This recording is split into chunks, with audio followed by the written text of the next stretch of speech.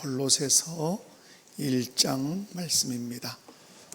골로새서 1장 19절에서부터 23절 말씀까지 우리 말씀의 의미를 생각하면서 한 목소리로 읽습니다. 다 같이 읽습니다. 시작.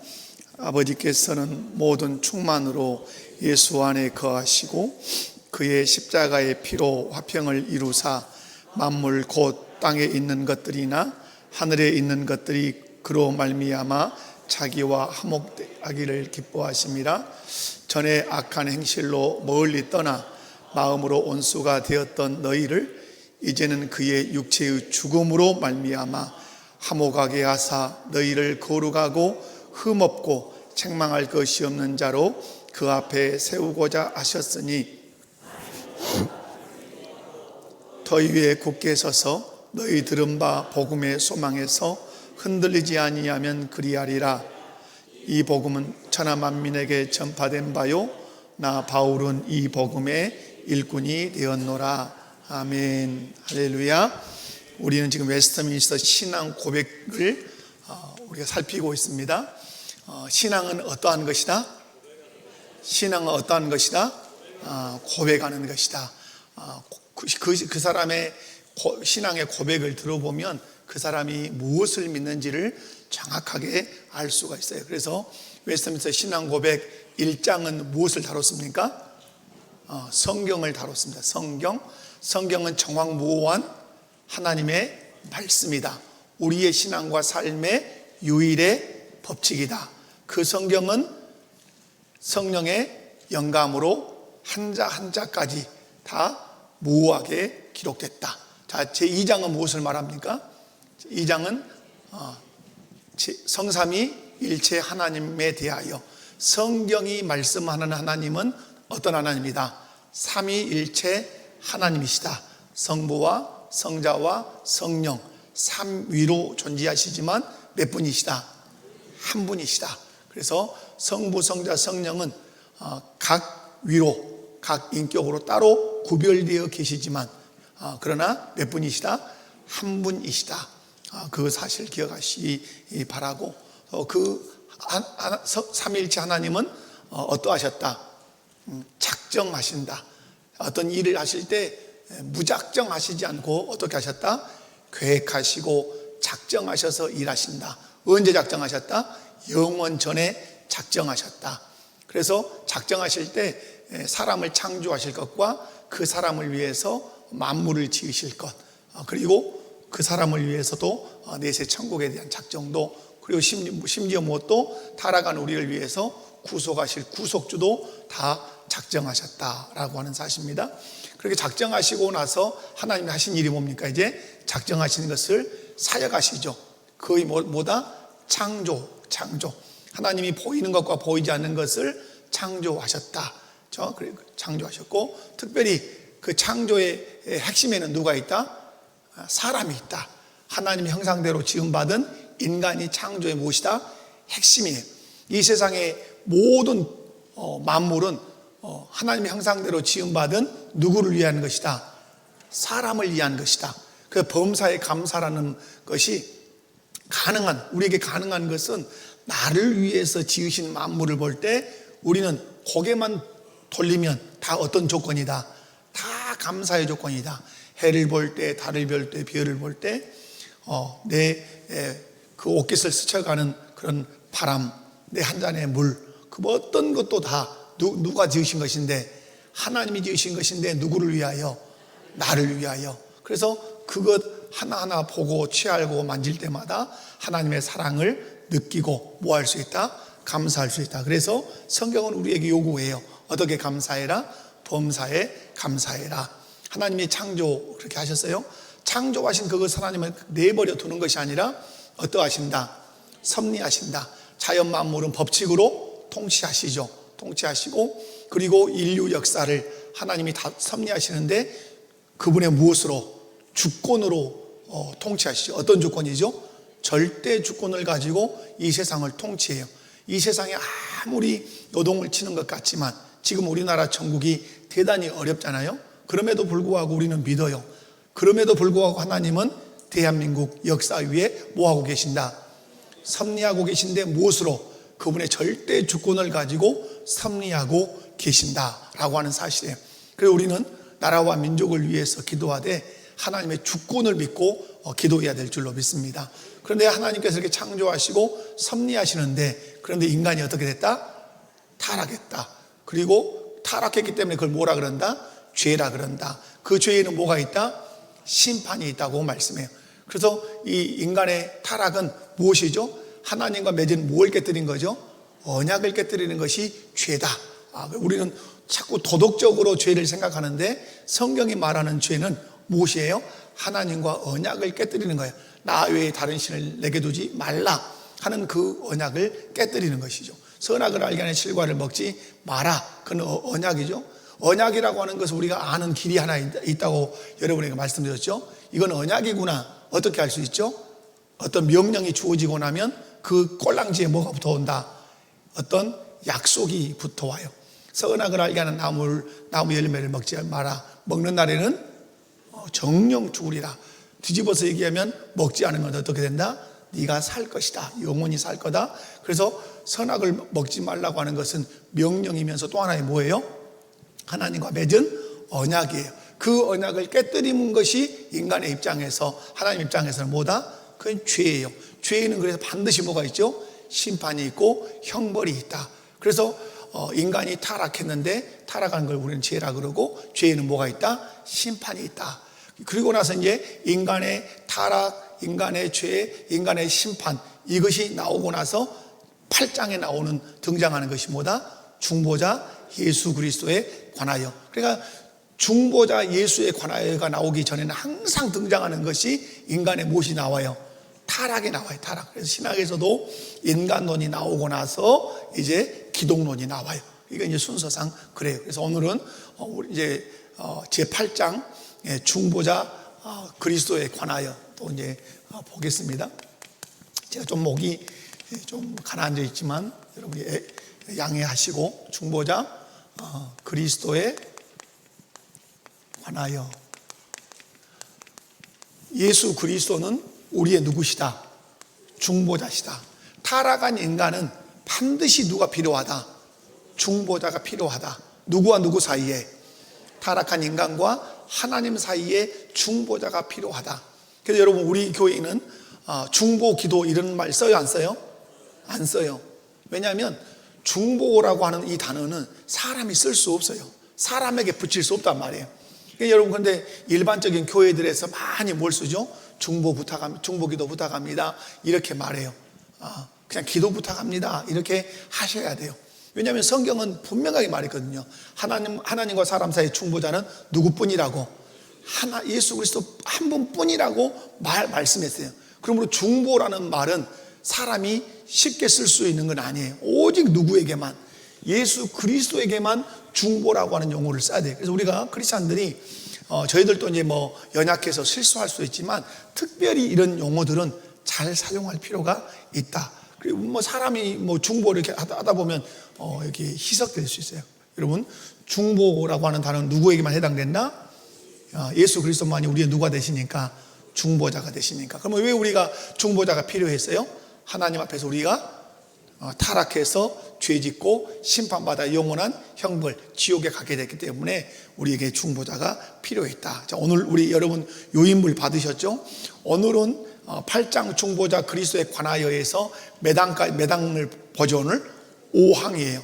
총 8항까지 이제 중보자 그리스도가 있는데 5항, 자 8장, 자 5항을 이제 봅니다. 5항인데 한번 따박따박 읽어보면 금방 알 수 있어요. 자, 시작. 주 예수는 그의 완전한 순종과 영원하신 영을 통하여 단번에 들이신 자기 제사에 의하여 그의 아버지의 공의를 충분히 만족시키고 화목만 아니라 천국의 영원한 기업을 성부께서 그에게 주신 모든 사람들을 위하여 매수하셨다. 아멘. 자, 여기서 여러분 5항에서 첫 번째 주어로 뭐가 나오죠? 주 예수께서 자, 그러므로 웨스트민스터 신앙 고백서는 아주 뚜렷하게 우리에게 강조하고 싶은 것이 있어요. 그 뭐예요? 중보자는 누구시다? 주 예수님 뿐이다. 이걸 말하고 싶은 것이죠. 자, 주 예수께서. 그 다음에 뭘 통해서? 완전한 순종. 그 다음에 영원하신 영. 이게 누구시죠? 성령. 언더라인 안 되면 줄쳐서 영원하신 영 밑에다가 위에다 뭐 하든지 성령. 그리고 어떻게 들이셔서 자기를 단번에 들이신 자기 제사. 십자가는 결국은 십자가에 죽었다는 개념도 크지만 무엇이다? 그것이 제사다. 제사. 제사는 구약에서 속죄제 같은 제사가 있잖아요. 그리고 그 제사를 통해서 아버지의 공의를 어떻게 하셨다? 충분히 만족시켰다. 그리고 어떻게 뭘 이루었다? 화목하게 하셨다. 그리고 천국의 영원한 기업을 성부께서 그에게 주신 모든 사람을 위하여 어떻게 하셨다? 사셨다 이 말이다. 무엇으로? 자기 피값으로 사서 창세전에 선택한 그 백성에게 자기 피로 산 그 천국을 우리에게 뭘로 주셨다? 선물로 주셨다. 이것이 이제 5항 전체 내용이에요. 자, 아래 내려가 보도록 하겠습니다. 자, 5항 제1에 나와 있는 제목이 뭐죠? 그리스도의 속죄의 효력이에요. 자, 여러분이 기억하셔야 될 것은 죄도 뭐가 있어요? 죄도 효력이 있어요. 죄도 뭐가 있다고요? 효력이 있어요. 죄의 효력은 뭐예요? 사망이죠. 사망. 죄의 효력은 뭐라고요? 사망. 이 사망이라고 하는 것은 크게 둘로 얘기하죠. 영적인 죽음과 육적인 죽음. 이 사망이에요. 영적인 죽음이라고 하는 건 뭐죠? 하나님과 관계 단절이죠. 이것을 하나님은 우리에게 잘 알기를 원해요. 하나님과 관계 단절. 이게 잘 나와 있는 성경의 비유가 뭐죠? 부자와 나사로의 비유에서 부자가 어디 갔어요? 지옥 갔죠. 그런데 막 지옥에서 막 소리를 지르죠. 뭐라고 소리 지르죠? 우리 집 대문 밖에 살았던 나사로를 살려서 이곳에 오게 해서 그 사람에게 그냥 물동이 좀 지고 와서 물 좀 벌컥벌컥 마시게 해주세요. 그렇게 말했습니까? 그 거지 나사로 손끝에 물 한 방울 찍어서 어디에? 내 혀를 적시게 하소서. 그런데 아브라함이 중요한 얘기하죠. 건너가고자 하나 건너갈 수 없고 건너오고자 하나 건너올 수 없다. 그래서 여러분 거기서 물 한 방울이라고 하는 것이 중요한 의미죠. 물 한 방울. 이게 지옥에 있는 그 사람에게 물 한 방울이 전달되지 않아요. 이유는 뭐죠? 너와 나 사이에 건너갈 수 없도록 관계가 단절된 큰 구렁이 있다 이 말이에요. 그래서 여러분 영적인 죽음은 뭐다? 하나님과의 관계 단절이에요. 육적인 죽음은 뭐죠? 육적인 죽음은 영혼과 육신의 분리죠. 이건 생물학적 우리가 이제 죽음이라고 보죠. 그런데 이 영혼과 육신의 이 분리된 이 죽음도 뭐 때문에 왔어요? 죄 때문에 왔죠. 그래서 여러분 하나님과의 관계 단절이라고 하는 이 사망도 영혼과 육신이 분리되는 이 죽음도 다 뭐 때문에 왔다? 제가 이제 어떤 분을 이렇게 만나서 교제를 잠깐 엊그저께 차 마시면서 하는데 이분이 이제 70을 향해서 이제 가시는 분 목사님이신데 건강보험공단에 가서 어떤 거 신고를 하고 오셨대요. 어떤 신고를 하셨습니까? 라고 물으니까 그 연명 치료를 거부한다. 이거. 그래서 내가 죽음이 임박해서 죽음이 올 때 산소호흡기를 끼우지 않는다. 그죠? 어떤 약물을 투여하지 않는다. 이런 것들을 다 체크를 해서 그대로 하나님이 부르시는 그 부름 앞에 순응해 가겠다. 그리고 이제 딸 자녀에게 이제 전화했다 이 말이에요. 아빠가 오늘 그 건강보험공단에 가서 연명 치료를 거절하는 그 사인을 했으니까 네가 잘 기억을 해라. 아빠가 이렇게 했으니까 네가 나를 살리고 싶은 그 마음이 있어도 결코 산소호흡기 끼우면 안 된다. 그냥 하나님 부르시는 그 부르심에 나는 그냥 이렇게 응하고 싶다 하면서 이렇게 얘기를 하는데 참 그 마음이 묘하더라고요. 여러분 이 말만 들어도 조금 묘하죠. 묘하더라고요. 근데 여러분 그런데 이런 육신과 영에 분리되는 이 죽음도 뭐 때문에 왔어요? 죄 때문에 왔어요. 하나님과 관계가 단절되는 것도 뭐 때문에 왔어요? 죄 때문에 왔어요. 그러면 이 죄 문제가 해결되면 어떻게 돼? 나중에 영혼과 육신의 온전한 하나됨, 하나님과 관계가 하나됨의 역사가 있을 거예요. 그래서 누가 필요하다는 거죠? 중보자 그리스도가 필요해요. 자, 오늘 신앙 고백 5왕을 보면 이렇게 이제 고백하죠. 주 예수는 그의 완전한 순종과 영원하신 영을 통하여 단번에 들이신 자기 제사에 의하여 그의 아버지의 공의를 충분히 만족시켰다. 그래서 여러분 이제 1, 2, 3, 4가 이제 있죠. 여기 반가로 1번이 이제 여러분 몇 번이 있어요? 세 개인가 있나요? 자, 1번을 보면 뭐 어떻게 써야 돼요? 그리스도의 속죄는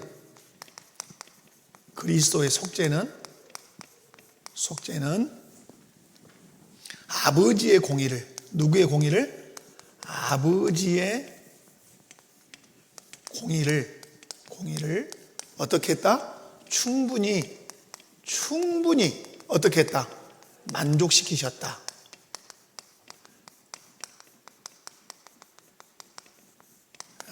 충분히 만족시키셨다 이 말이에요. 자, 그리스도의 무엇이? 속죄는 아버지의 공의를 어떻게? 충분히 만족시키셨다 이 말이죠. 이 공의 때문에 우리가 뭘 받는 거죠? 심판받는 거죠. 하나님의 공의로움 때문에 우리가 뭘 받는다고요? 심판. 그래서 육신의 죽음도 심판이요, 하나님과 관계 단절도 뭐예요? 심판이에요. 그리고 이 공의를 무너뜨린 결과로 우리 안에 많은 문제들이 발생한 거예요. 모든 갈등 이런 것들이 다 하나님의 공의를 무너뜨리는 우리의 죄 때문에 발생한 거예요. 그런데 이 공의를 예수님께서 무엇을 통해서? 당신의 십자가에 피 흘려 죽으시는 그 속죄를 통해서 만족시켰다는 말은 그 죄값을 어떻게 했다? 죄값을 치렀다는 말이에요.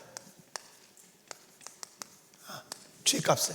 여러분, 우리도 어떤 사람이 죄를 지으면 어디로 가죠? 재판을 받아서 그 죄값에 맞게 감옥에 가요. 그래서 5년, 10년, 최고는 어떤 형도 받죠? 사형. 우리나라에 사형도 있긴 하지만 사형은 집행은 하지 않는 국가가 됐어요. 근데 여러분, 10년형을 받으면 10년을 살아야 나와요. 이유는 뭐죠? 10년을 살아야 그 사람이 우리 국가가 정한 공의를 어떻게 하는 거예요? 만족시키는 거예요. 마찬가지로 우리가 하나님의 언약을 어김으로 하나님의 공의에 대해서 저항을 했어요. 그래서 죄를 범했을 때 하나님이 심판했어요. 그 심판이 뭐죠? 아까 하나님과의 관계 단절이며 우리 육신의 죽음이며 이 세상에 살 때 많은 문제가 발생하는 거예요. 그런데 예수님께서 십자가의 속죄를 통해서 뭘 치르신 거예요? 우리의 죄값을 다 치르셨는데 단 0.0001%라도 부족함이 없게 치렀다. 부족함이 없이 충분히 누가 흡족히 여기실 만큼, 하나님 아버지가 흡족히 여기실 만큼 예수님의 속죄를 통해서 하나님의 공의가 만족됐다, 이렇게 보시면 돼요. 그래서 그리스도의 죽음은 하나님의 공의를 만족시킬 수 있는 유일한 죽음이에요.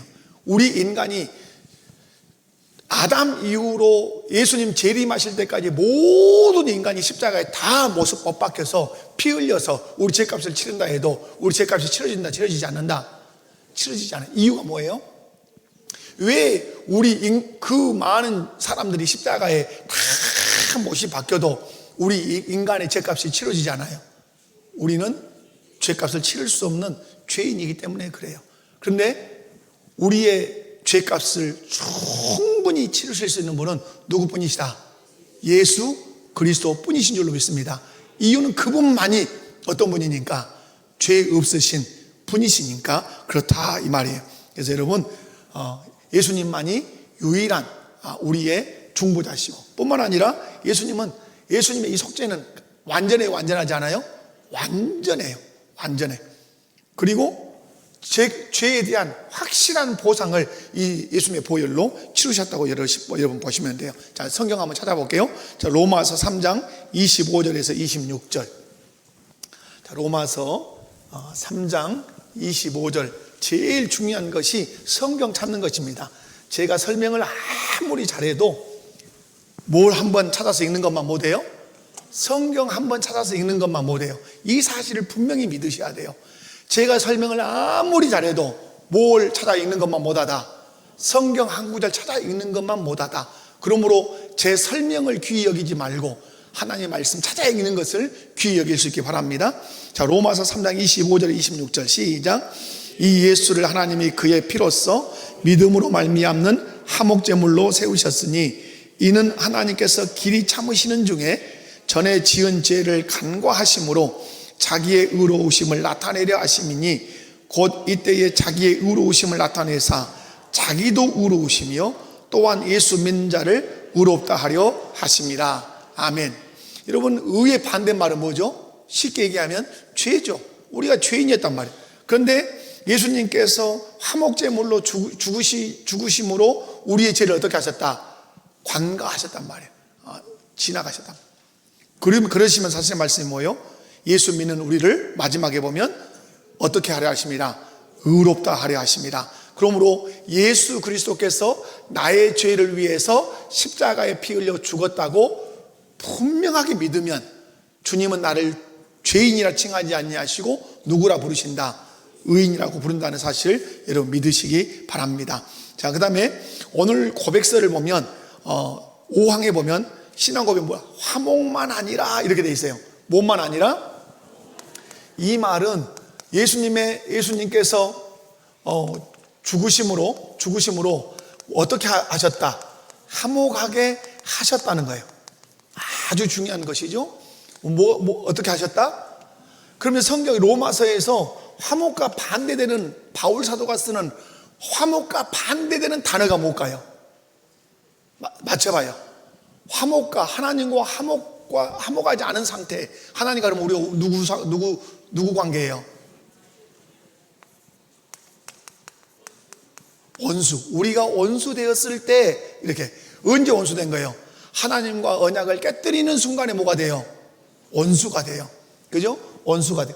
그런 원수를 위해서 예수님께서 어떻게 하심으로 십자가에 못 박혀 피 흘려 죽어 속죄하심으로 하나님과 우리 사이를 어떻게 하셨다? 화목하게 하셨다 이 말이에요. 그래서 여러분 그리스도의 속죄, 예수 그리스도의 속죄는 하나님의 공의를 만족시킬 뿐만 아니라 만족시켰기 때문에 하나님과 원수되었던 우리의 관계를 어떻게 한다? 화목하게 한다.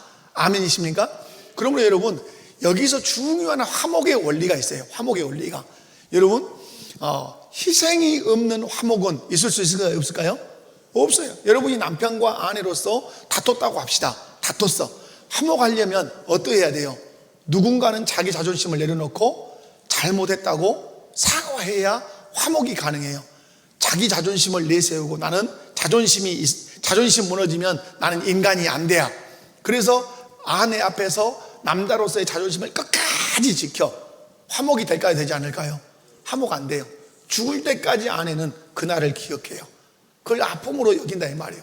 그러나 자기를 내려놓고 자기 잘못을 시인하고 자기를 희생하면 거기에 화목이 있죠. 분명한 사실은 예수 그리스도의 속죄는 하나님의 공의를 만족시키는 것으로 끝나지 않고 만족시켰기 때문에 하나님과 우리 사이를 어떻게 하셨다? 화목하게 하셨다. 자, 로마서 한번 찾아봅니다. 로마서 5장 10절에서 11절입니다.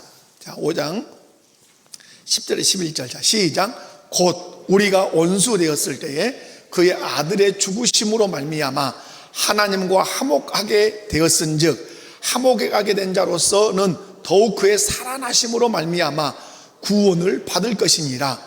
그뿐 아니라 이제 우리로 화목하게 하신 우리 주 예수 그리스도로 말미암아 하나님 안에서 또한 즐거워하느니라. 아멘. 여러분 성경은 논리적이에요. 속죄는 예수 그리스도의 속죄는 하나님 아버지의 뭘 만족하게 하셨다? 공의, 죄값을 왜요? 우리의 죄값을 깨끗하게 치렀단 말이에요. 깨끗하게. 그러니까 죄값이 치러지니까 하나님과 우리가 원수 관계였는데 어떻게 됐어요? 화목하게 됐어요. 화목하게. 그래서 오늘 5장 10절 보면 원수 되었을 때 그의 아들의 죽으심을, 우리가 원수 돼갖고 있을 때 예수님은 우리를 위해서 어떻게 하셨어요? 십자가에서 죽으셨어요. 죽으심으로 말미암아 하나님과 우리를 어떻게 하셨어요? 화목하게 하셨어요. 그리고 살아나신 부활로 인해서 우리가 구원을 받았어요. 그런데 재밌는 것은 11절이죠. 그뿐 아니라 이제 우리로 화목하게 하신 우리 주 예수 그리스도로 말미암아 하나님 안에서 또한 어떠하느니라. 그럼 여러분 이 예수 그리스도를 통해서 원수되었던 우리가 화목하지 못할 때는 즐거움이 있었다 없었다? 없었던 거죠. 바울 사도가 로마서에서 말씀하는 것처럼 오호라 나는 어떤 자로다? 공고한 자로다.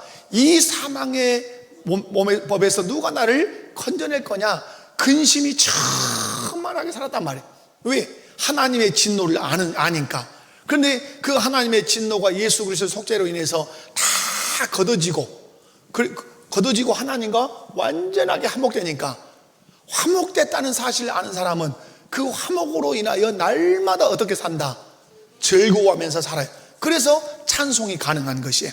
사랑하는 성도 여러분, 예수 그리스도께서 속죄하심으로 하나님의 공의를 만족시켰고, 공의가 만족돼서 하나님과 화목됐다면 화목에 머물러 있는 것이 아니라 화목하게 된 자로서 날마다 어떻게 살아야 된다? 즐거워하면서 살아야 될 줄로 믿습니다. 뿐만 아니라 오늘 신앙 고백을 보면 천국의 영원한 기업을 성부께서 그에게 주신 모든 사람을 위하여 매수하셨다. 이것은 그래서 방가로 2번에 이거 넣으시면 됩니다. 화목하게 하셨다, 이렇게 보시면 하면 돼요. 자, 그래서 이제 방가로 3번으로 가면 3번을 쓴다면 그거겠죠. 자, 여기 오늘 신앙 고백에서 천국의 영원한 기업을 성부께서 그에게 주신 모든 사람을 위하여 매수하셨다. 그에게 주신 모든 사람이 누구예요? 창세전에 선택한 사람을 누구에게 주셨어요? 예수님에게 주셨단 말이에요. 근데 예수님이 창세전에 선택한, 하나님 아버지가 선택한 그 사람들을 위해서 예수님이 뭐 하신 거죠? 십자가에 피 흘려 죽으신 거죠. 그 피값으로 그들을 어떻게 하신 것이다? 그들을 사셨고, 뿐만 아니라 무엇도, 그 천국도 그들의 것이 되게 하셨다. 그래서 그리스도의 속죄는 이렇게 씁니다. 그리스도의 속죄는 하늘의 영원한 기업인, 천국은 영원한 기업이죠. 영원한 기업인 천국이 예수 그리스도를 믿는 자들에게, 예수 그리스도를 믿는 자들에게 돌아가게 하셨다.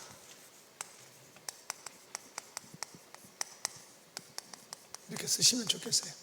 자, 가장 쉬운 것은 그리스도의 속죄는 하늘의 영원한 기업인 천국이 예수 그리스도를 믿는 자들의 것이 되게 하셨다. 이렇게 이해하셔도 돼요. 어렵지 않죠?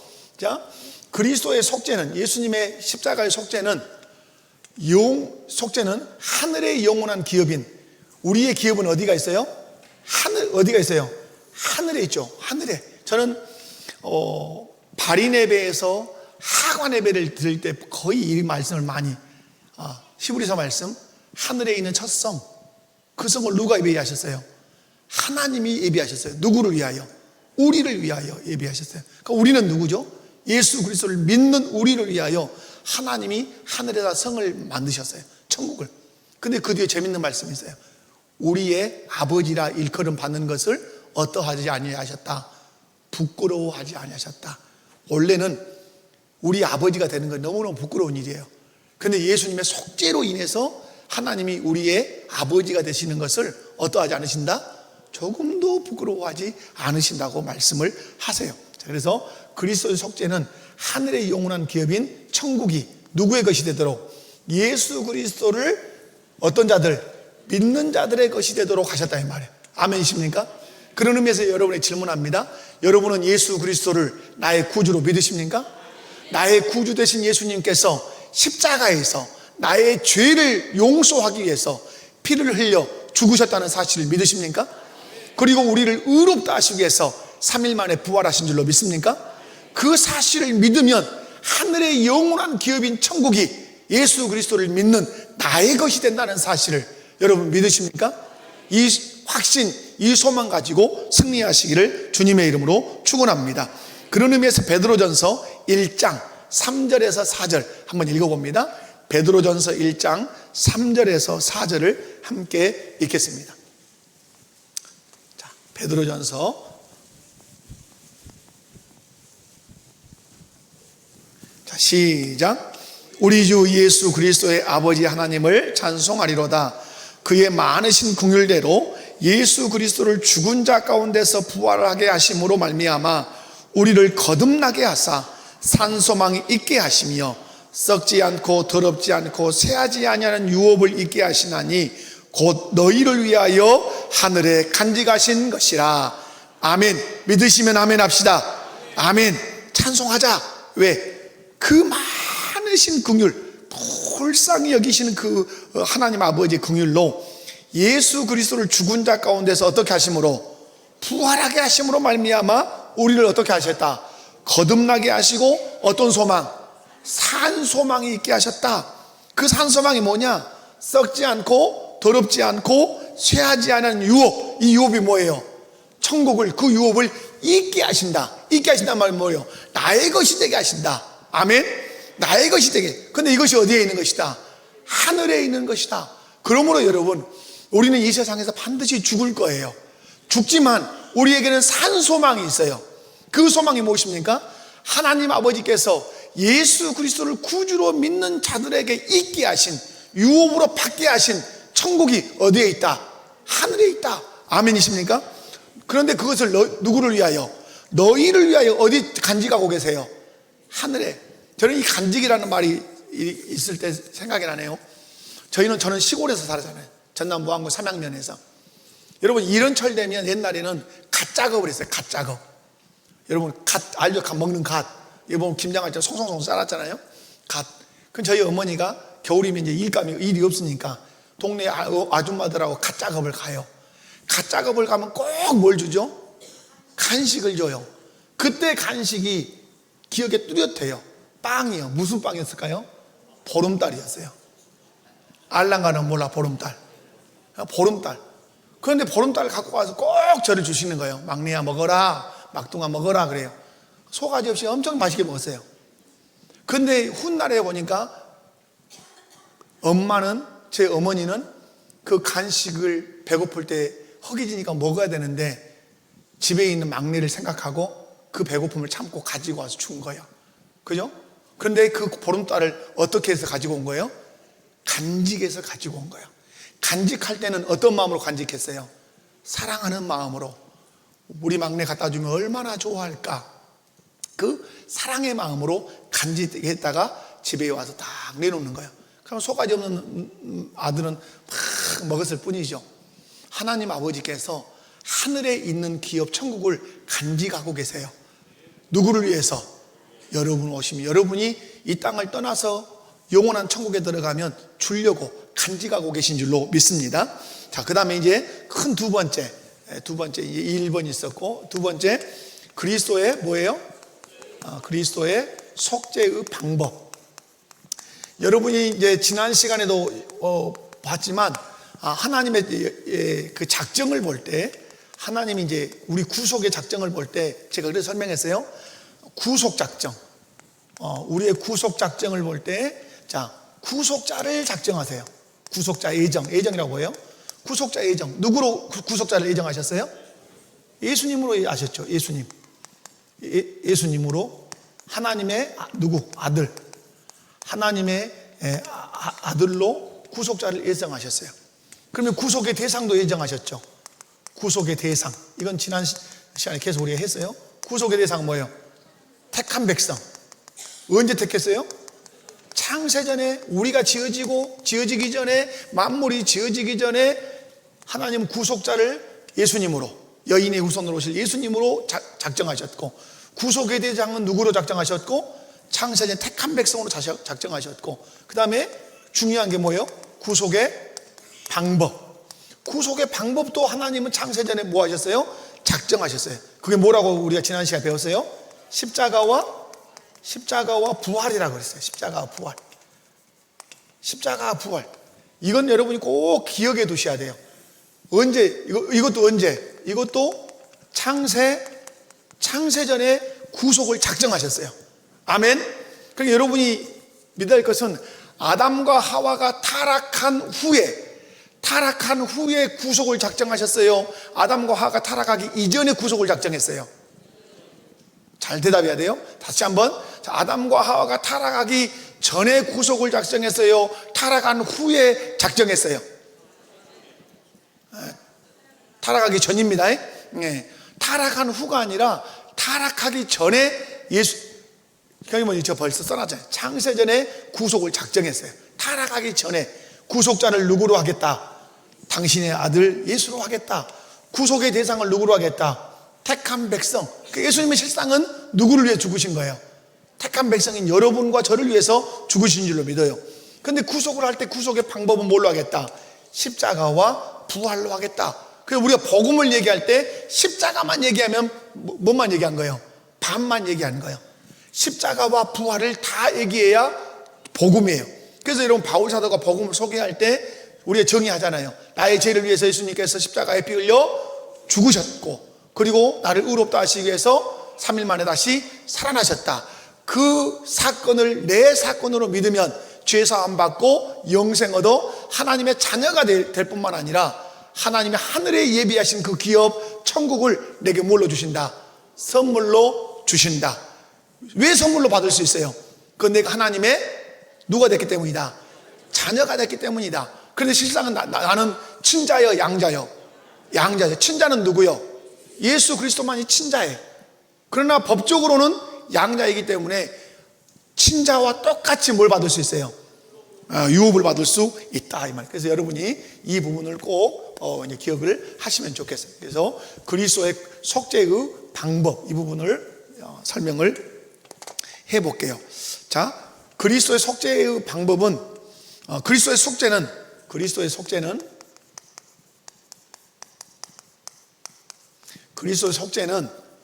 완전한 무엇에 따른 것이다?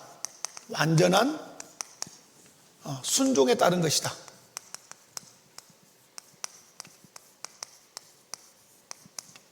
자, 어떤 순종입니까? 완전한 순종이에요. 그래서 주 예수는 그의 완전한 순종과 이렇게 오늘 신앙 고백에 하죠. 여러분, 예수님이 어떻게 순종하신지 여러분 아십니까? 자, 빌립보서 2장 8절을 한번 찾아봅니다. 빌립보서 2장 8절. 자, 빌립보서 2장 8절. 자, 이제 주일 낮에 다다음 주일이면 이 말씀을 아마 보게 될 거예요. 자, 빌립보서 2장 8절 시작. 사람의 모양으로 나타나사 자기를 낮추시고 죽기까지 복종하셨으니 곧 십자가에 죽으심이라. 아멘. 이것이 예수 그리스도의 어떤 순종이다? 완전한 순종이에요. 사람의 모양으로 나타나서. 여러분, 예수님은 창조주세요. 그런데 누가 되신 거예요? 피조물을 입으신 거죠. 자, 신성이 뭘 취하셨어요? 신성이 인성을 취하신 사건이죠. 이것은 교리적으로 아주 중요하다고 말씀드렸어요. 인성이 신성을 취한 것이 아니다. 이건 아니에요. 신성이 뭘 취했어요? 인성을 취했어요. 하나님이 인간을 입으셨다, 이 말이에요. 자, 그런데 어떻게 죽기까지 뭐 하셨어요? 복종하셨어요. 죽기까지 복종. 근데 그것이 뭐예요? 십자가의 죽으심이에요. 자, 히브리서로 넘어가 봅니다. 히브리서 5장 8절에서 9절입니다. 히브리서 5장 8절에서 9절. 자, 찾으셨으면 우리 한 목소리로 읽습니다. 시작.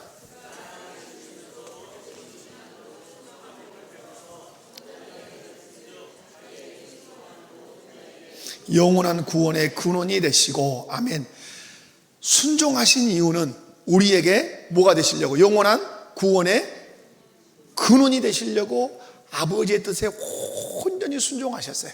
그러니까 여러분, 예수 그리스도를 잘 믿으면 어떤 사람이 될 수 있어요?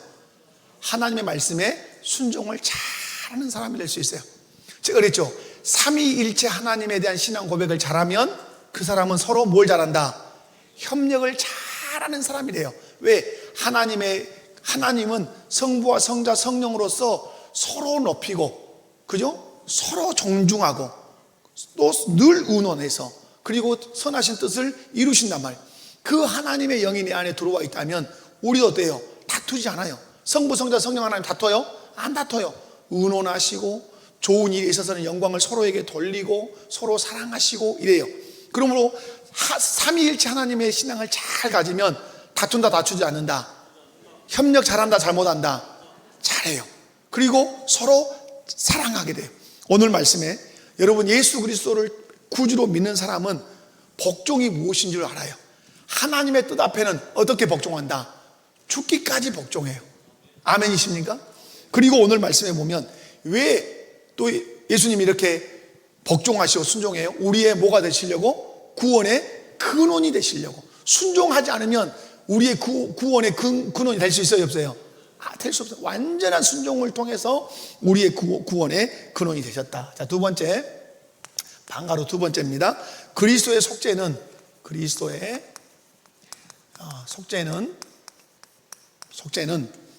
성령을 통해, 누구를 통해? 성령을 통해. 자, 단번에 무엇을? 자기 몸을 드린 것이다. 여러분이 이 부분을 놓치시면 안 돼요. 교리에서는. 자, 여러분, 예수님이 인간의 몸을 입으심으로,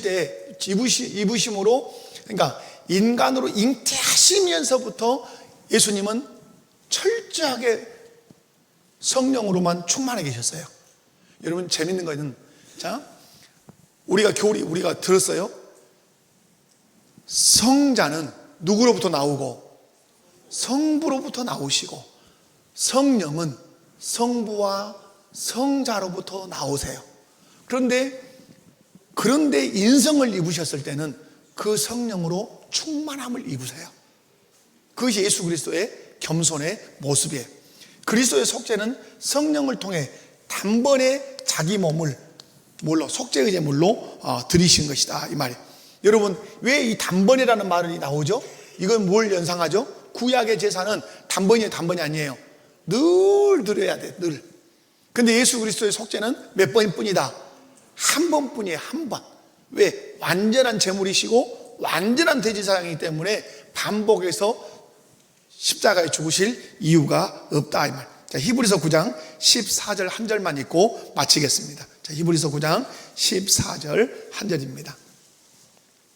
자, 히브리서 9장, 자, 시작. 하물며 영원하신 성령으로 말미암아 흠없는 자기를 하나님께 드린 그리스도의 피가 어찌 너희 양심을 죽은 행실에서 깨끗하게 하고 살아계신 하나님을 섬기게 하지 못하겠느냐. 아멘. 여기서 영원하신 성령으로 말미암아 흠없는 자기를 누구께 드렸다? 하나님께. 부활할 때도 부활 교리를 보면 누구의 능력으로 살아나시죠? 성령의 능력으로 살아나세요. 드릴 때도 누구로 드리시고 성령으로 말미암아 흠없는 자기를 드리실 뿐만 아니라 또한 살아나실 때도 누구의 능력으로? 성령의 능력으로 그 육신이 부활하신다, 이 말이에요. 그런데 여러분, 단번에 자기 무엇을 드리심으로? 몸을 드리심으로. 예수님은 자기 육체를 십자가에 못 박아 드린 줄로 믿습니다. 그래서 고통을 다 느끼신 것이죠. 그래서 여러분, 언제 우리가 사도신경을 할 때 지옥에 내려가셨다 뭐 이런 고백들을 하냐 마냐 이렇게 했지만은 예수님은 지옥에 내려가셨다 이렇게 말씀하면 안 돼요. 지옥의 고통을 다 어디서 맛보셨다? 십자가에서. 여러분, 지옥은 아까 뭐라 그랬어요? 지옥은 하나님과의 관계의 단절이, 그것이 고통이에요. 우리는 고통 그러면 막 꼬집고 발로 차고 뜨거운 불에 대고 이걸 고통이라 생각하는데 실상 더 큰 고통은 뭐예요? 관계. 이 사무엘이 제 아들이에요. 그러면 아무리 막 내가 몽둥이로 때린다 칩시다. 그러나 그것보다 더한 고통이 뭐예요? 너와 나는 이제부터 아들의 양이다 하고 끊고 사는 거예요. 그것이 최고의 고통인 것이에요. 우리는 그걸 기억해야 돼, 그것을. 그래서 여러분, 하나님과의 관계 단절이 가장, 그런데 그래서 여러분이 기억하실 것은, 예수님은 자기의 몸을 뭘로 바쳤다? 제물로 바쳐서 우리의 속죄를 이루셨다는 사실을 여러분 꼭 기억을 하시면 좋겠어요. 그리고 오늘 히브리서 9장 14절 말씀을 보면 그 그리스도의 피가 어디를 깨끗하게 했다? 자, 여러분요, 이 부분은 실상은 다음에도 이제 다루겠지만 성경의 양심에 관한 말씀이 많다 적다? 엄청 많아요. 엄청 많아. 근데 여러분, 우리는 여기만 알아요. 예수님을 믿으면 예수님의 피가 무엇을 깨끗하게 한다? 우리의 죄를 깨끗하게 한다. 이 부분만 기억을 많이 해요. 근데 오늘 성경을 보면 그 그리스도의 피가 우리의 죄를 깨끗하게 할 뿐만 아니라 무엇을 깨끗하게 해요? 양심이 깨끗해야 우리의 행실이 어떤 행실이 될 수 있어요? 죽은 행실이 아니라 하나님이 기뻐하시는 행실이 될 수 있어요. 그러므로 하나님이 기뻐하시는 행실을 하게 하려면 죄를 사할 뿐만 아니라 반드시 어디가 회복돼야 돼요? 양심이 회복되어야 그 사람이 하나님 기뻐하시는 삶을 살 수 있어요. 양심이 화이 맞아가지고 감각이 없으면 그 사람은 죽었다 깨어나도 하나님을 기쁘시게 할 수 없어요. 그러므로 여러분이 기억하셔야 될 것은 예수 그리스도의 속죄는 우리의 죄를 깨끗하게 할 뿐만 아니라 우리의 무엇도, 우리의 양심도 깨끗하게 했다. 왜 양심을 깨끗하게 했다? 우리로 하여금 죄악된 행실을 함으로 하나님의 마음을 아프게 하는 삶을 살지 않고 이제부터는 하나님을 기쁘시게 하는 삶을 살게 하기 위하여 뭘 깨끗하게 했다? 양심. 그러므로 여러분, 양심이 가장 깨끗한 사람들이 모여있는 곳이 어디예요? 교회예요, 교회. 왜? 예수 그리스도를 믿음으로 말미암아 죄의 용서도 받았지만 무엇이 깨끗함을 받았어요? 양심이 깨끗함을 받았어요. 그러므로 여러분이 무슨 소리를 잘 들어야 돼요? 양심을 통해서 역사하시는 성령의 소리를 잘 들으셔야 돼요. 아멘이십니까? 그 여러분, 제가 이런 건 아주 좋은 얘기 같아요. 제가 천혜교회에서 있을 때 그 권사님이 이제 작년에 돌아가셨어요. 얼마나 번이 됐는지 몰라요. 그분은 헌신을 보통 크게 하신 분이 아니에요. 시골이지만. 그런데 시아버지한테 배운 거예요. 시집 오니까 며느라 이리 와봐라 하고 앉혀놓는데 신앙을 가르치는 거예요. 뭐냐? 좋은 마음이 처음에 확 들 때, 좋은 마음이 오늘 김장을 했어. 김장을 하니까 김장에서 노구가 큰 권사님들을 그냥 어디 사우나라도 한번 꼭 보내드려야 되겠다 하는 마음이 탁 왔다. 그러면 절대 그 마음을 버리지 말고 실천해라. 그 마음은 네가 갖고 싶은 마음이 아니라 성령이 너에게 주신 마음이다. 그래서 그분이 잘하는 게 뭐냐면 구제를 그렇게 잘하시는 거예요. 뭘 잘해요? 구제를 잘하고 교회의 헌신을 그렇게 잘해요. 잘해. 그리고 동일하게 자기 딸들을 앉혀놓고 가르치는 거예요. 치과 의사도 있고 광주 사이가 국장도 있고 교사도 있고 막 자녀가 많아요. 그런데 그 자녀들이 다 잘 돼 있어요. 여러분, 제가 여러분에게 말씀드린 것은 오늘도 성령은 우리의 어디를 통해서 역사하신다? 양심. 그 양심의 소리에 민감해야 돼요. 여러분이 양심에 조금이라도 불편함이 있으면 그 일을 하시면 안 돼요. 그런데 그 일을 자꾸 반복하면 양심이 어떻게 되죠? 양심이 굳어진다 그랬어요. 양심이 굳어지면 성경이 그 다음에 어디에 영향을 미치죠? 믿음에 영향을 미쳐요. 양심이 자꾸 성령을 통해서 반응하는데 이 양심의 소리를 밀어내면 성경이 그 다음에 뭐라고 그래요? 이 양심이 믿음에 영향을 미쳐서 믿음이 어떻게 된다? 파손될 거라고 말씀해요. 파손이라는 말은 배가 산산이 깨져서 바다에 침몰한다는 뜻이에요. 믿음과 양심은 결코 떼놓을 수 없어요. 여러분의 믿음이 건강하게 쑥쑥 자라려면 내 양심을 통해서 역사하시는 성령의 그 소리를 잘 들으셔야 돼요. 혹시라도 양심에 자꾸 찔림이 오는데 자꾸 밀면 경화증이 와요. 굳어져요. 그래서 성령이 어떤 역사를 하셔도 나중에 느껴요? 못 느껴요? 못 느껴요. 그래서 사람이 어떤 행실을 하죠? 죽은 행실로 점점 가요. 그래서 믿음이 어떻게 돼요? 그 믿음이 파손되고 말아요. 여러분, 예수님은 우리의 죄를 위해서 십자가에 죽기도 하셨지만 우리의 양심을 회복시키기 위해서 십자가에 죽으셨어요. 양심을 회복시키시는 이유는 뭐예요? 우리로 하여금 하나님을 기쁘시게 하는 행실을 하게 하려고 양심을 회복시켰다. 그러므로 예수 잘 믿는 사람은 양심 깨끗하게 쓰는 사람이에요. 아멘. 자, 말씀 정리합니다. 오늘 8장 중보자 그리스도에 관하여 몇 항을 봤어요? 5항을 봤어요. 예수 그리스도께서 속죄의 효력을 어떻게 나타내셨으며 그리스도 속죄의 방법은 무엇이었는가? 여러분이 다 정말 여러분이 중요시 얘기해야 되는 뭐죠? 그리스도의 존재, 그리스도의 사역에 대해서 신앙 고백을 잘 하실 수 있는 믿음의 성도들 되시기를 주님의 이름으로 축원합니다. 자, 옆에 분들 한번 모시고 인사하겠습니다. 남은 3일 동안도 믿음으로 승리합시다.